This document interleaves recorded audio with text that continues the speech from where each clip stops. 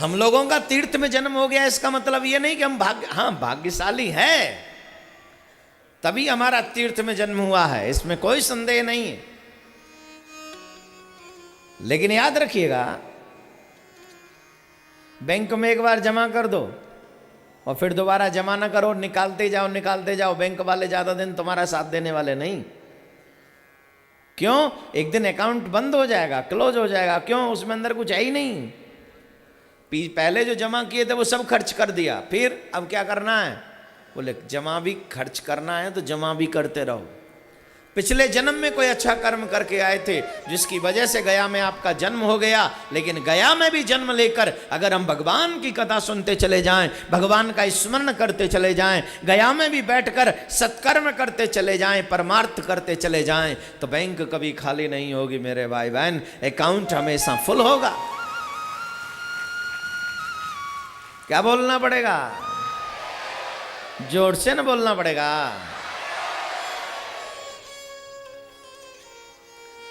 अगर bank account full करना है तो अच्छे कर्म करके छोड़ो मत, करते रहो, करते रहो, करते रहो।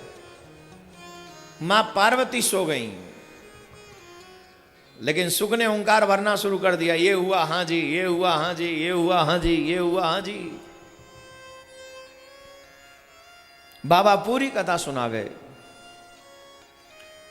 और जब कुछ समय बाद बाबा के नेत्र खुले, कथा बाबा पार्वती मैया बोली, बाबा ये क्या सुना रहे हो? अभी तो कुछ और सुना रहे थे, अभी कुछ और सुना रहे हो। तो बाबा बोले तुम नींद तो नहीं आ गई थी तुम्हें? बोले नहीं, नींद नहीं आई, थोड़ी देर के लिए झपकी लग गई थी। अरे झपकी लग गई थी तो ये ओंकार कौन भर रहा था? देखा, सुख कथा सुन रहे हैं, कृष्ण विदाई का प्रसंग चल रहा है। कृष्ण विदाई के प्रसंग को देख देख कर, सुन सुन कर सुख रो रहे हैं, नेत्रों से अश्रु बह रहा है सुख के। उस अद्भुत दृश्य को देखकर बाबा भोलेनाथ कहने लगे, देवी पार्वती देखो तुमसे ज्यादा भाग्यशाली है, तुम पर पूरी कथा नहीं सुना गया, ये पूरी कथा सुन गया है, पूरी कथा सुन गया, ये भाग्यशाली है। जो प्रभु की कथा पूरी सुन जाए वो बड़ा भाग्यशाली होता है मेरे भाई भाई, बहुत भाग्यशाली। लेकिन इसने चोरी से कथा सुनी है, इसलिए हम इसको मार देंगे। याद रखिएगा कथा सुनने वालों, भगवान की कथा हमेशा व्यासपीठ के सामने जाकर सुननी चाहिए, बैठकर एकाग्रचित होकर शांति से। चोरी से नहीं कथा सुननी चाहिए। चोरी से कई लोग हमारे पूरे गया में ये स्पीकर लगा दिए हैं, तो कई लोग बोले दुकान पे भी काम करते रहे और कथा भी सुनते रहे, ये चोरी तो है। एक तरफ माधव की कथा सुन रहे हो, लेकिन माया के चरणों में बैठकर, जब तक माया को छोड़ोगे नहीं, माया को, तब तक माधव से तुम्हें प्रीति नहीं होगी, तब तक तुम्हें माधव से अनुराग नहीं होगा। पहले माया का राग छोड़ो, फिर माधव से अनुराग हो जाएगा, और फिर देखना ये अनुराग तुम्हें अनुरागी बनाकर ठाकुर के चरणों तक ले जाएगा, और ऐसा अनुरागी बना देगा कि बस पूछो ही मत, राधे राधे होता रहेगा जीवन भर। तो मेरे भाई बहन, चोरी से कथा सुनना अपराध है, इसलिए बाबा ने त्रिशूल उठाया और बाबा उन्हें मारने के लिए दौड़े।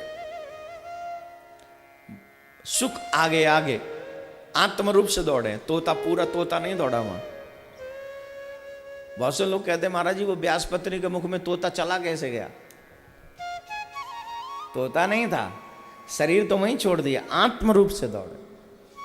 बाबा क्यों मारना चाहते हैं? बोले ये पृथ्वी की तरफ दौड़ रहा है, और ये भगवान की कथा का अधिकारी पृथ्वी का प्रत्येक जीव नहीं है, हर जीव नहीं है भगवान की कथा का सुनने का अधिकारी। इसलिए क्यों? क्योंकि ये पृथ्वी के लोग उतना कहां समझ पाएंगे भगवान के रहस्य को, और ये आ रहे हैं, मतलब ये कथा का विवर्षण पृथ्वी लोक पे होगा, इसलिए बाबा उन्हें मारना चाहते थे। बाबा कह रहे रुक जाओ, हम तुम्हें मारेंगे। आज सुख है, बोले महाराज हमने अब तक तो सुना था कि बाबा भोलेनाथ हैं, पर आप वाकई भोलेनाथ हो? क्यों ऐसे क्यों कहते हो? बोले जिसे पता हो कि मुझे मारने वाला पीछे दौड़ रहा है वो काहे रुकेगा, वो ना अपनी जान बचाएगा, हम तो अपनी जान बचाएंगे। बाबा पीछे पीछे और ये आगे आगे। बाबा बोले ना तो वाकई बोले। एक कथा आती है, एक चोर चोरी करने गया, कुछ नहीं मिला, रात्रि में लौट के आ रहा था निराश, तो देखा बाबा भोलेनाथ का मंदिर खुला है। जट मंदिर में घुस गया, चारों तरफ देखा कोई नहीं है, कुछ भी नहीं है। मन में प्लानिंग की यहाँ से कुछ तो मिल जाएगा, रात तो काली नहीं होगी। तो देखा आसपास तो कुछ है नहीं, अब क्या ले यहाँ से।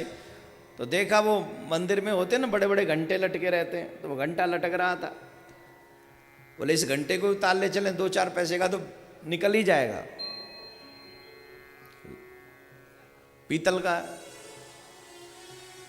अब घंटा उतारने के लिए हाथ ऊंचा किया तो छोटा पड़ गया। अब सोचने लगे अब कैसे ये घंटा उतरे। नीचे बाबा की विग्रह थी, शिवलिंग था, शिवलिंग पे चढ़ गया और घंटा उतारा, जाने लगा। बाबा भोलेनाथ प्रकट हो गए, वरदान मांगो वरदान मांगो वरदान मांगो। अब चोर तो शक पका गया, चोरी करते रंगे हाथों पकड़ा जाए तो चोर की तो हालत न खराब हो जाएगी, हो गई हालत खराब। बाबा कह रहे वरदान मांगो, चोर कह रहा है छोड़ दो। बाबा कह रहे वरदान मांगो, चोर कह रहा है छोड़ दो। अरे बोले यही मांग रहे हैं ना, छोड़ दो। बोले छोड़ना नहीं, पहले वरदान मांगो।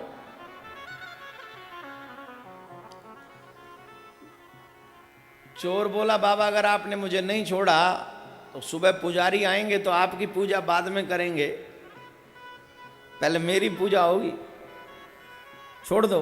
बोले नहीं छोड़ूंगा, पहले वरदान मांगो। तो बाबा से चोर पूछ रहा अरे मैंने ऐसा क्या कर दिया जो वरदान देने पे तुले हो। तो बाबा बोले भैया तुमने जो किया वो आज तक किसी ने नहीं किया। क्या कर दिए हम? अरे का नहीं किए हो, सब कुछ न कर दिए हो। कोई हम पे जल चढ़ाता है, कोई आग ढाग चढ़ाता है, कोई एक फूल चढ़ाता है, कोई हम पे गंगा जल चढ़ाता है, कोई हम पे कुछ चढ़ाता है, कोई बेल पत्र चढ़ाता है। लेकिन इन सबसे बड़े भक्त तुम हो कि तुम सारे के सारे हमारे ऊपर चढ़ गए।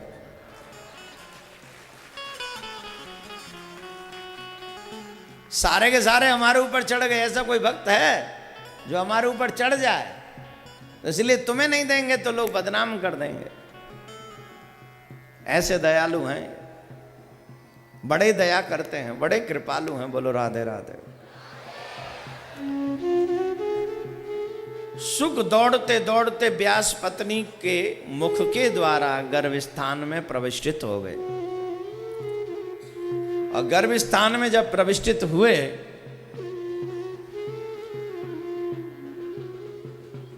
बाबा भोलेनाथ बोले तुम जब भी आओगे ना तुम्हें मार के जाऊंगा, क्योंकि विधि का विधान है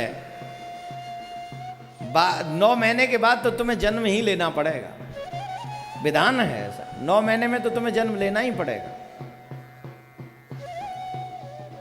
सुख बोले अगर आप यहां बैठे रहे तो सारे विधान खराब हो जाएंगे, मैं नहीं आने वाला, आप बैठे रहो चाहे जितना भी टाइम हो जाए।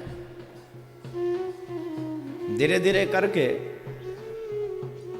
9 नहीं 12 महीने हो गए। अरे बोले अब तो आजा। बोले नहीं आऊंगा, आप बैठे रहोगे। 12 साल हो गई।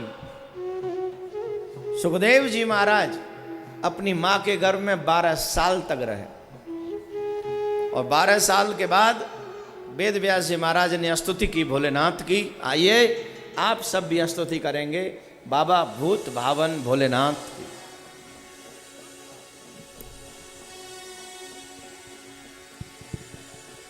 रुद्राष्टकम का पाठ करेंगे आप लोग सभी। जिन्हें याद है वो हमारे साथ बोले, और जिन्हें याद नहीं है वो सिर्फ इसका श्रवण करें। रुद्राष्टकम का पाठ करेंगे।